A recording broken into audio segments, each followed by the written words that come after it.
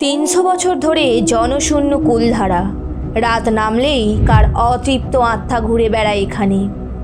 মরুভূমির বুকে রাজস্থানের কুলধারা, জনশূন্য একটি গ্রাম, যার বুক জুড়ে ছড়িয়ে রয়েছে রহস্যের জাল। প্রায় 300 বছর ধরে এখানে মানুষ থাকে না।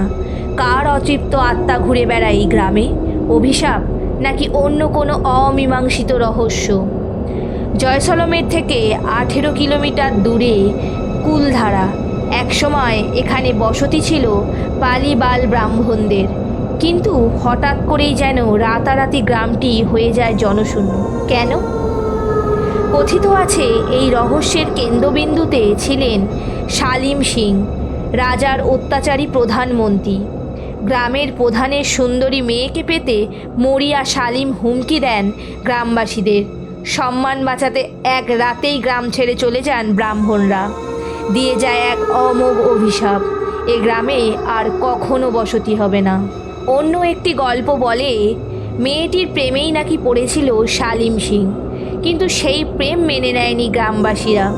সম্মান রক্ষার্থে হত্যা করা হয় মেয়েটিকে। কথিত আছে সেই অতৃপ্ত আত্মা আজও এই গ্রামে ঘুরে বেড়ায়। তার আর্তনাদের ভারী হয়ে ওঠে রাতের বাতাস।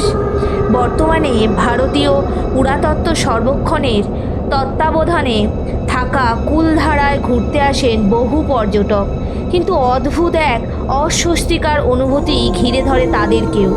আজও মানুষ খোঁজে এই রহস্যের উত্তর।